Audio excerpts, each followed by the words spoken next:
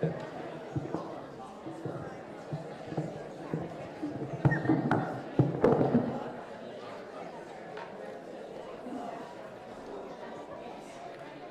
morning. Good morning. I'm Reverend Paul Beckel. I'm very upset today, and I am very happy to be here with you. So welcome to Bellingham Unitarian Fellowship from near and far. Welcome. And I'm Sue Livingston, today's one of our celebrants, not today's celebrant. Just wanted to share that last week, was that last week? The day after the election, I went to do my usual food bank shift in the afternoon, and all the usual how are yous, highs, just had a certain poignancy about them, like there was so much more coming out of all of our eyes, and all the simple acts of kindness that normally happen there, helping somebody whose food spilled or lifting things into the car, or they just felt magnified, those acts of kindness. And one visitor came to the front desk and he said, "I don't need any food. I'm wandering the streets of Bellingham so bummed out, and is it okay if I just walk through this room? Because it's a place where everyone is treated with respect and integrity, and it's safe." And she said, "Sure." And he walked through and came back and said, "Thank you." We hear in the book of Leviticus in the Hebrew Scriptures, welcome the traveler, the stranger who sojourns among you, just as those who have been among you for a long time, and love them as yourself, for you too were strangers in the land of Egypt. So welcome today, whoever you are, wanderers, worshipers, skeptics, and bodhisattvas. Central to our purpose at Buff is to be sanctuary. This involves our work toward equity and inclusion in the broader community, and it also involves being prepared when somebody new comes among us, prepared to welcome those who are passing through and those seeking community in the longer term. In that sense, we were made for this day, because this is a time of great uncertainty and the need for steady refuge. Sanctuary and refuge, not because we're going to be burying our heads in the sand, but because it's hard to do the work of justice alone. Today we come together appalled, saddened, shocked, and frightened. Each of us will respond to the election in our own way, perhaps differently every day. But for the next hour or so, I invite you to set aside the strategizing, analyzing, and predicting, to step back for a moment without guilt that you aren't already in fix-it mode. So now we're going to sing together about where many of us are. Oh, okay, great, prelude.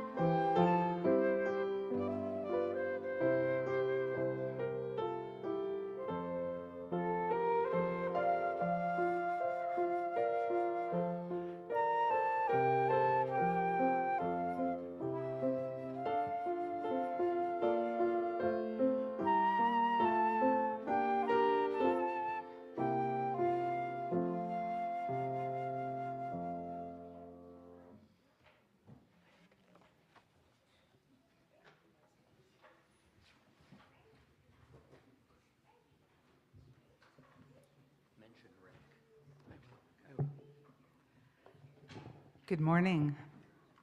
I'm Carrie Kenline. I'm going to invite you to rise in body or spirit and pick up your gray hymnals. We're going to be singing a song that's all the way at the very back of the hymnal, should be pasted in, called In the Silence. This was written by a beloved member of our congregation, Rick Herman, and I think he wrote it for us today. In the Silence.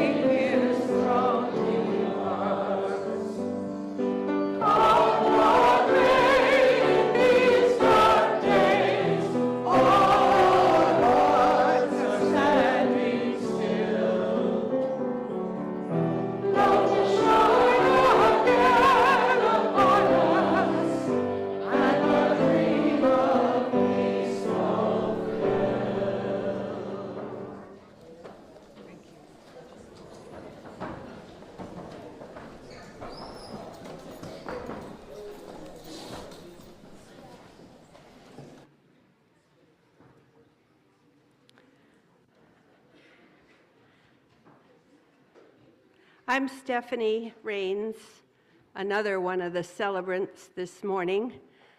We've had a team working on this service. Thank you for being here. It is comforting to see all of your faces. In the words of Kamala Harris, only when it is dark enough can you see the stars. Let us fill the sky with the light of 1 billion brilliant stars, the light of optimism, of faith, of truth, and service. And now, as we light our chalice, a symbol of our Unitarian Universalist faith, let's remember we are not alone. We are this flame, ancient as the stars. We will continue to shine our light. We are here. We are here for ourselves. We are here for each other. And we are not alone. I invite you to join me in saying our covenant, which should be in your order of service.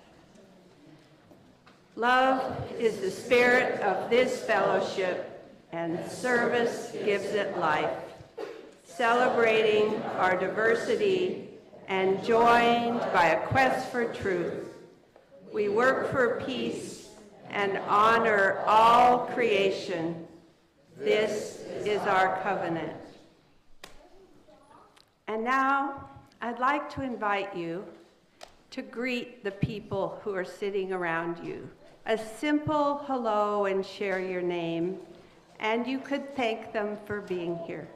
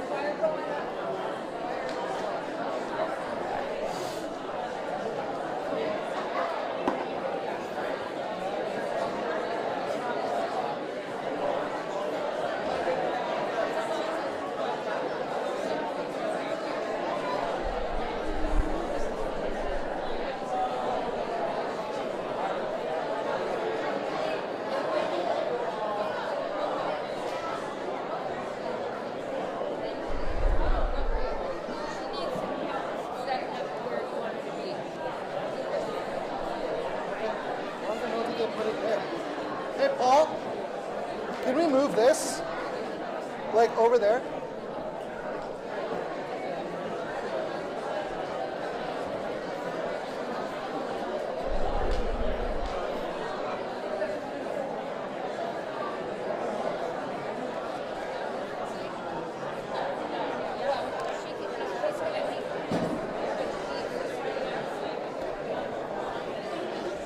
Okay, you tell me where to put it.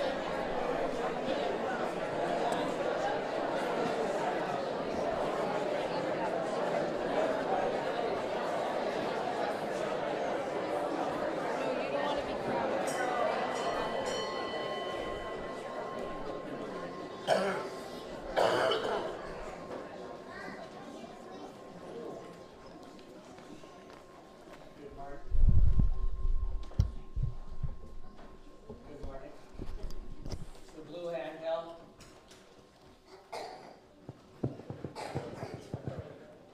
Good morning, kids. Sometimes we can feel inside like something's wrong, and worse, that there's nothing we can do about it.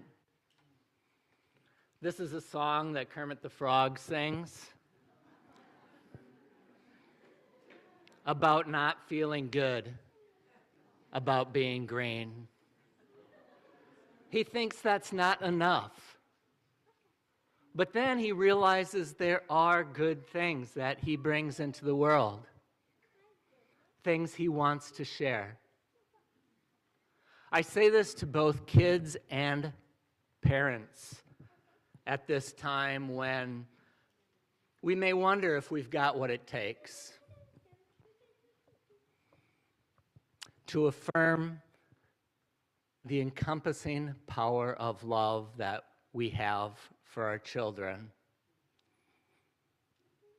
Do you have what it takes?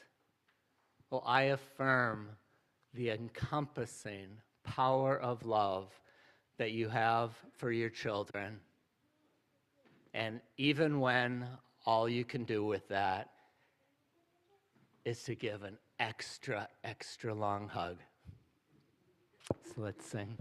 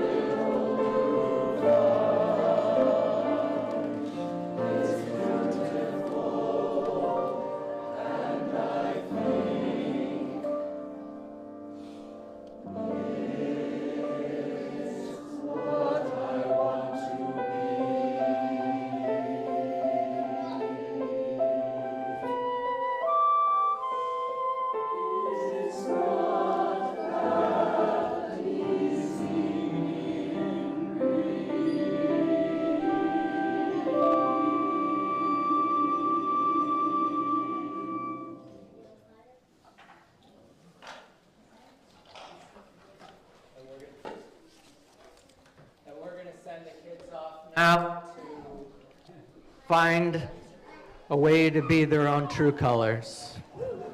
All of them.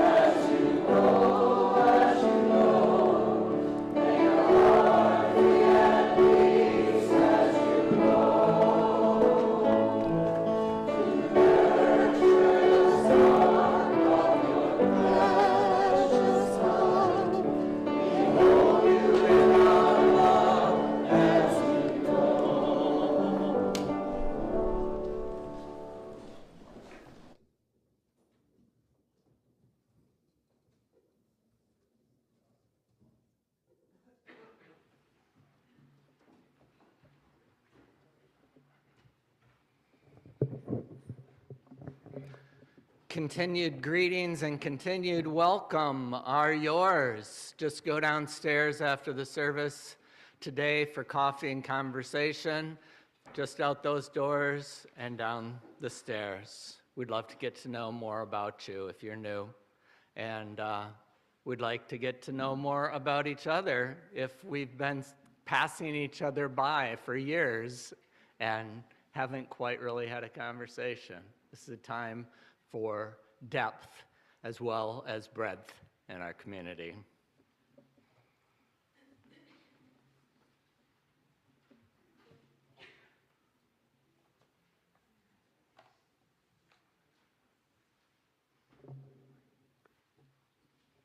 The next reading is by Barbara Kingsolver, one of my favorite authors. Anybody out there read any?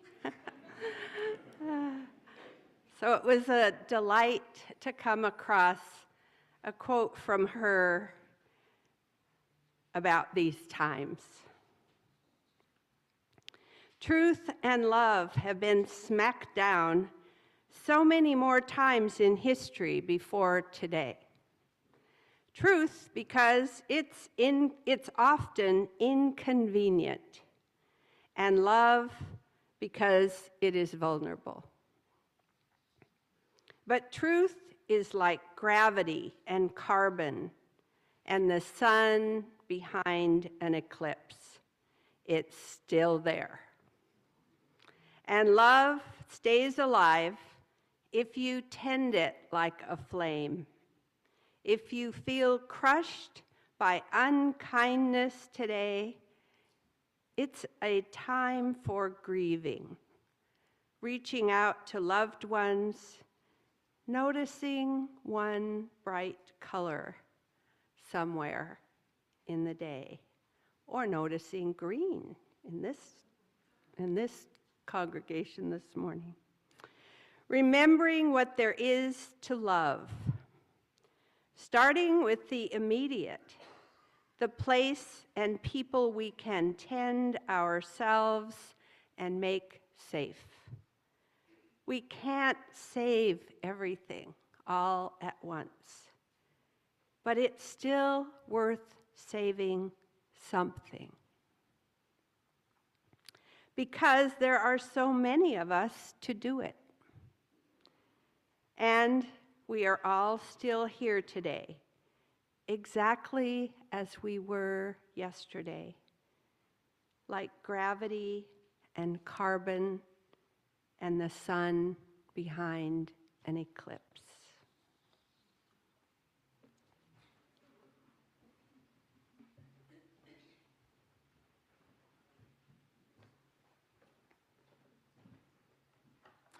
Please rise in body or spirit again. And again in the gray hymnal, we're going to sing number 317, We Are Not Our Own.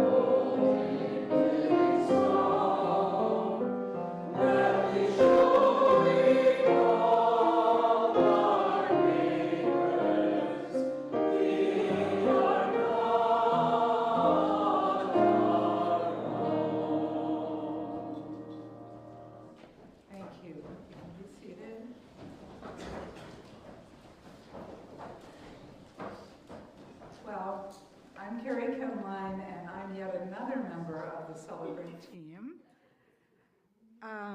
And we're a team that helps Paul with the planning of the services, and as you can see, we often participate in them as well. So at the beginning of this year, what we assumed would be a very intense election year, and boy, were we right, we chose a theme to keep returning to: sanctuary. So this room is actually the sanctuary of the church, the place where we gather to worship. But a broader definition of that word, sanctuary, is a place of refuge and safety. And I need that now. How about you? To fall apart, to restore ourselves, to recalibrate, to not know what to do, to know what to do. Now, this is not a safe world, and there are no guarantees of safety, and yet it's still worth exploring. How can we create a feeling of sanctuary here? A house of welcome. How can we be sanctuary for each other and for those who might walk through these doors during whatever lies ahead? There is a quote we kept returning to this year. It's from the Vietnamese Buddhist teacher and peace activist Thich Nhat Hanh. He said, "When the crowded Vietnamese refugee boats met with storms or pirates, if everyone panicked, all would be lost. But if even one person on the boat remained calm and centered, it was enough. It showed the way for everyone to survive." And we are in that paradox place right now of, we can't do this, and we need to do this, right? Reading that quote led me to write a poem, which I shared in a service this year, and that led Sue Livingston to ask if she might try turning that poem into a song, which she did beautifully. So now I'm going to read you the words to the song, and then Sue and I will sing it for you, but we'll invite you to join us at the very end. It's called "We Are in This Boat." We are in this boat. We are in this boat together. All around us, things are upsetting and uncertain. Some of us are not feeling well. Some of us have loved ones in dire waters. Still, we can be a calm presence in each other's boats. We are in this boat. We are in this boat together. Some of us have loved ones in dire waters. Some of us are feeling afraid. We can help each other breathe and quiet and do what needs be done. All we can do is let love speak to us and through us. We can be a calm presence in each other's boat. We are in this boat. We are in this boat together.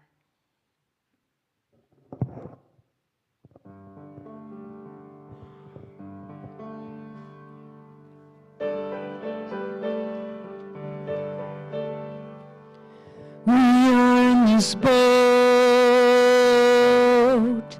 We are in this boat together. We are in this boat. We are in this boat together. All around us, things are upsetting and uncertain. Some of us are not feeling well. Some of us have loved ones in dire waters.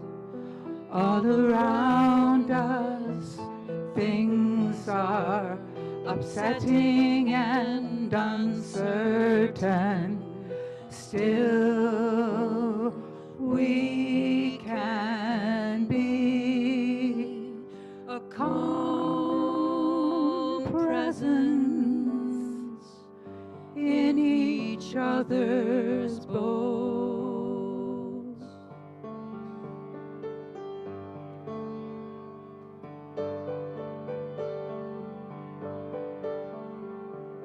We are in this boat. We are in this boat together. We are in this boat.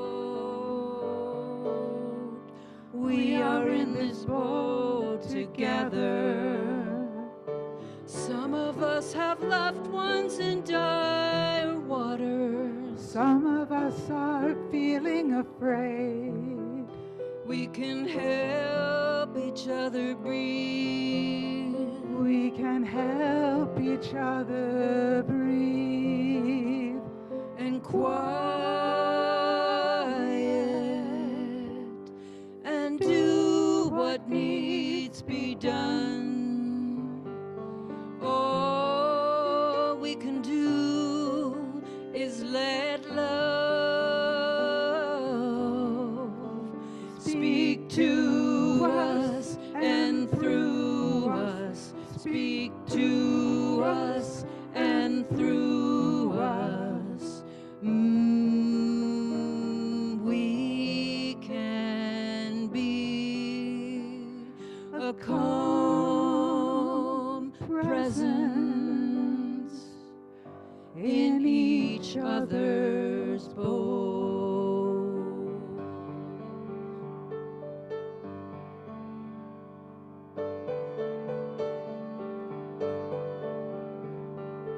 We are in this boat.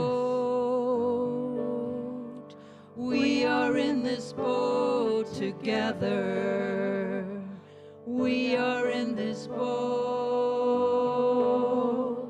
We are in this boat together. We are in this boat.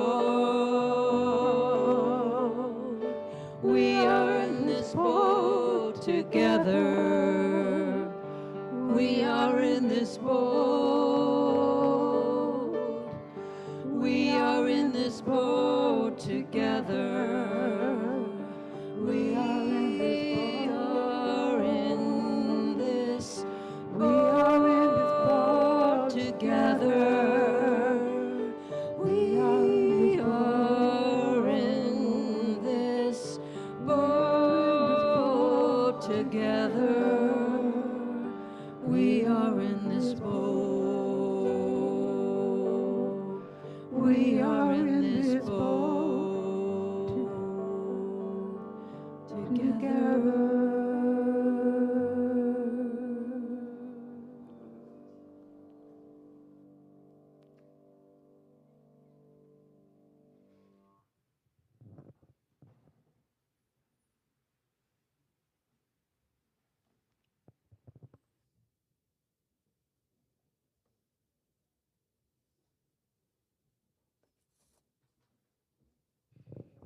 Wow, that brought out a lot of feelings.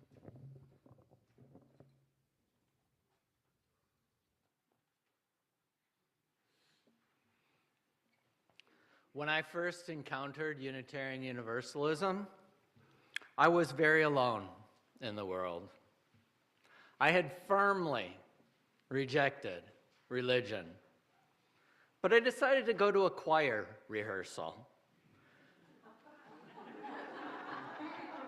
where somebody complained about the traditional religious language in a song, and the director said, "Then just sing it. You don't have to sign it." And I began to get a sense that I belonged. Then I volunteered to teach 4-year-olds. The curriculum was an introduction to Buddhism. Okay, I thought, this may be just weird enough to work.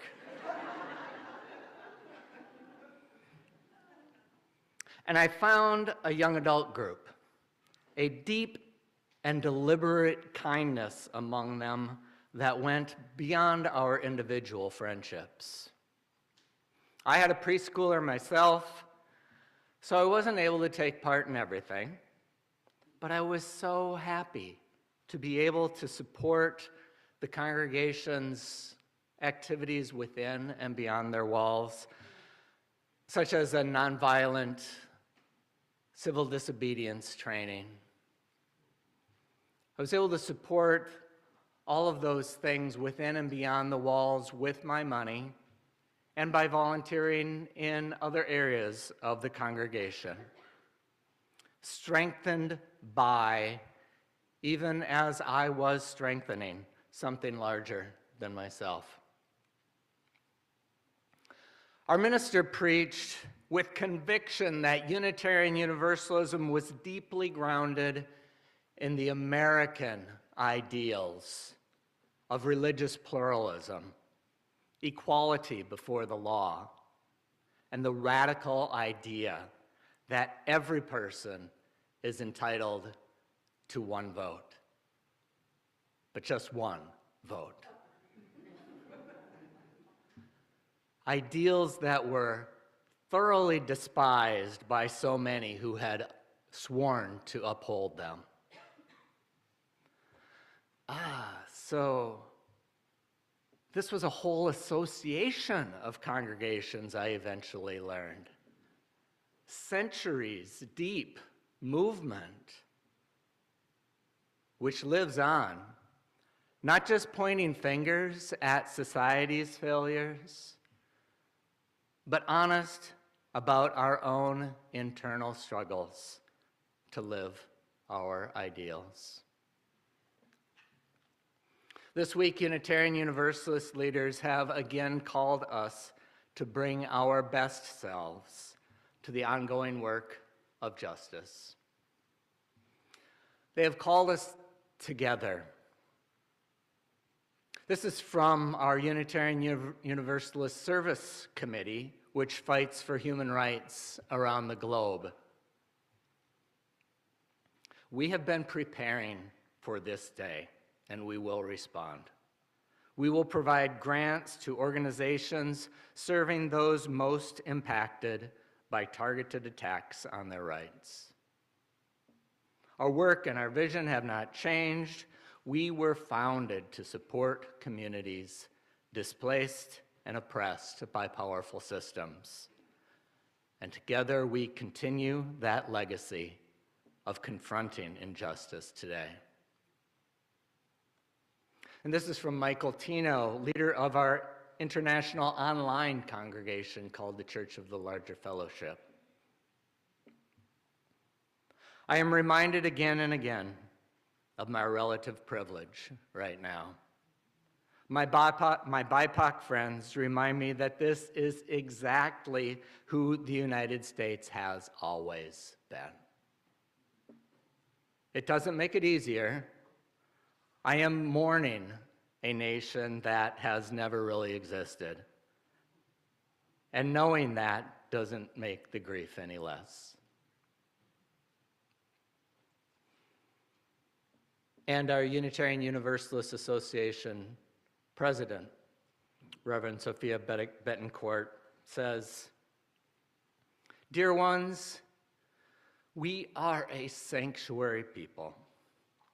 Together we will honor and uphold the non-negotiable sacredness of each and every person, of earth, and of all beings, bound together in an abiding love that rests in the call of justice. Together we will be strengthened in our covenants to bring that love, generosity, sacred witness, and values-driven interdependence to bear as we continue to work toward a future where our liberation is collective and all people can count themselves whole."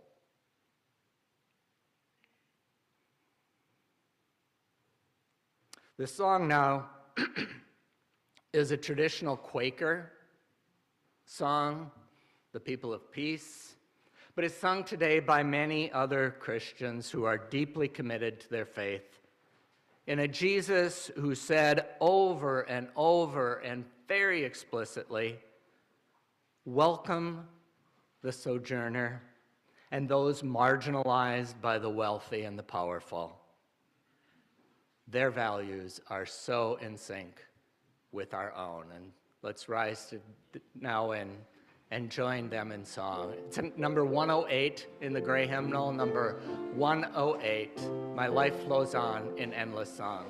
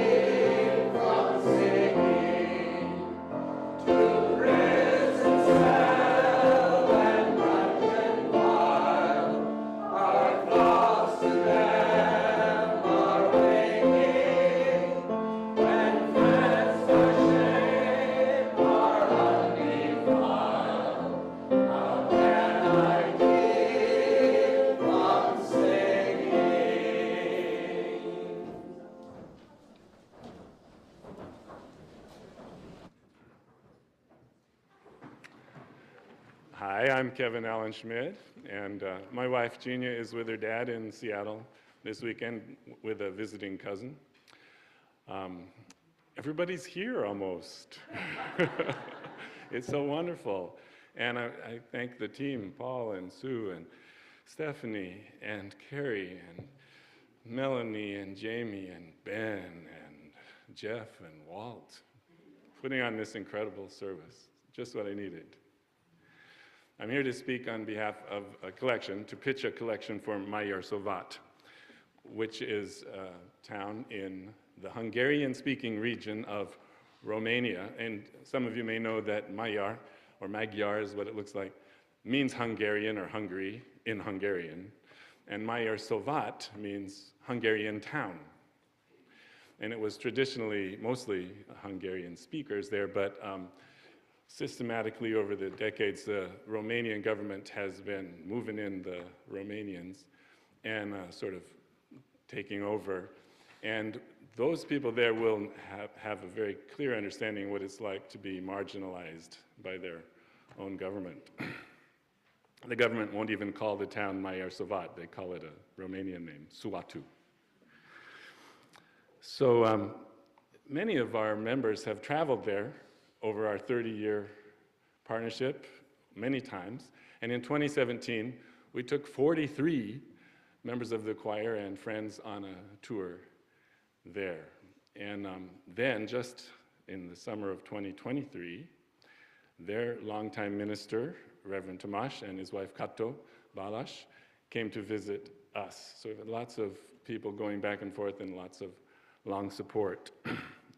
Reverend Tomasz just retired after that visit, and the church has a new minister named Elud Sürch, and he just sent us a letter. God bless you, Bellingham. My name is Elud Sürch. I'm the current pastor at Mayor Savat, while I also still serve another church in Nadjenjed. I'm in the process of renovating the Mayor Savat parsonage and organizing various church events. Let this letter be the beginning of something beautiful. We wish you productive work and good health, and we hope to hear from you soon. We don't want the precious sister city friendship that has developed between Bellingham and Mayor Savat to end. In partnership, Elud Sürch, the Unitarian pastor in Nadjenjed, and Mayor Savat.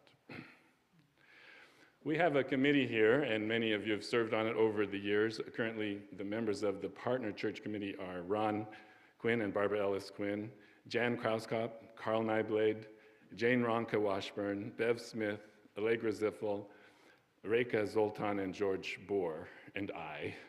Did I miss anyone?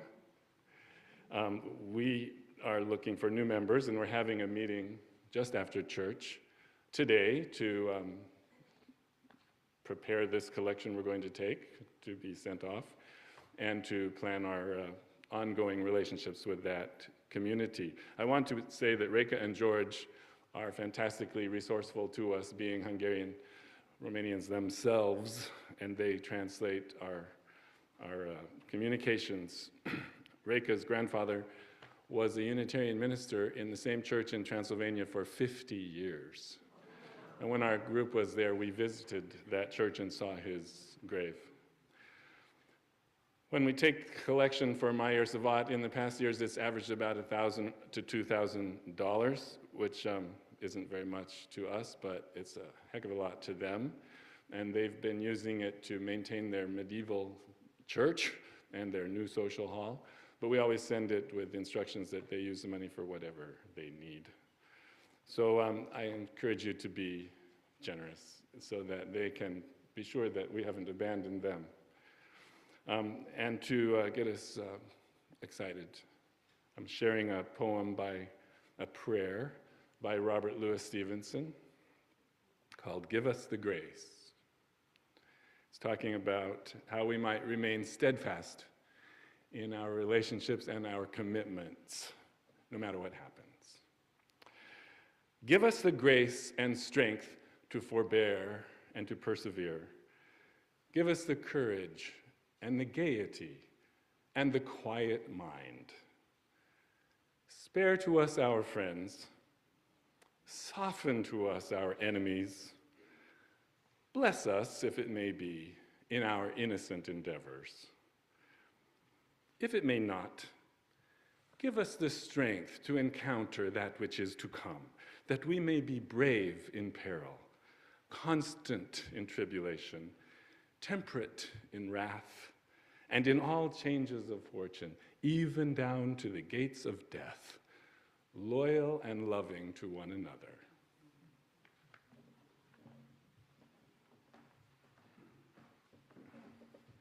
Thank you, Kevin.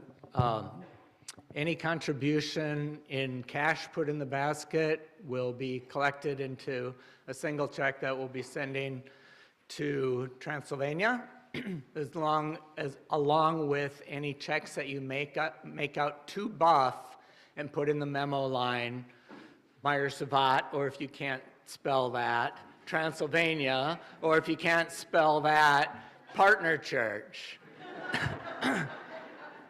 If you explicitly want it to go to your pledge here at Buff, just write Buff also in the memo line, and thank you for your generosity.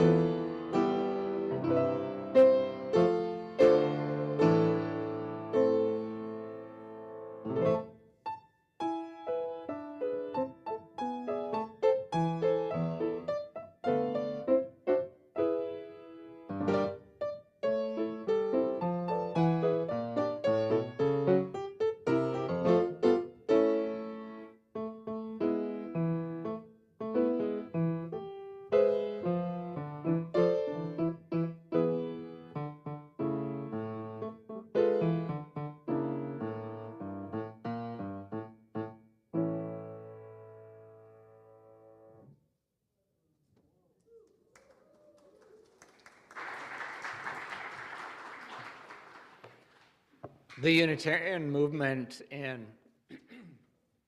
Hungary came into existence over 400 years ago with a declaration of religious liberty. So I am so grateful for their inspiration. And I am grateful to you for your ongoing support of their perseverance. May they inspire us all to persevere for as long as it takes. And our closing song now is number 1064 in the teal hymnal, Blue Boat Home. Let's stand together and sing.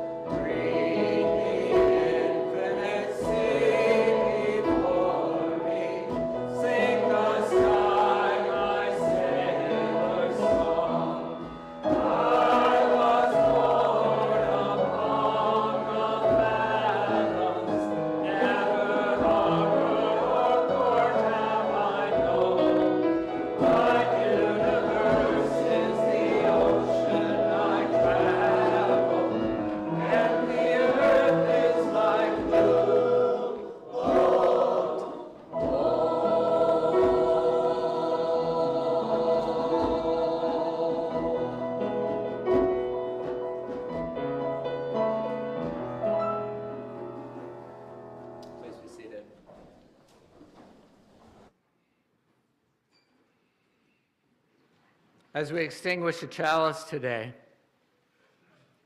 Howard Zinn is a historian who has brought to light so many tragic hypocrisies rarely acknowledged. And yet, he says, to be hopeful in bad times is not foolishly romantic.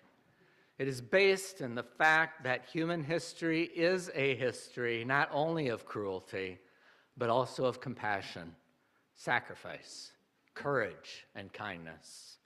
If we see only the worst, it destroys our capacity to do something. If we remember those times and places, and there are so many, where people have behaved magnificently, this gives us energy to act. And at least the possibility of sending this spinning top of a world in a different direction. We don't have to wait for some grand utopian future. To live now as we think human beings should live, in defiance of that which is bad, is itself a marvelous victory. So let's join in a circle to celebrate religious freedom, justice, and compassion for all who need it, which is all of us.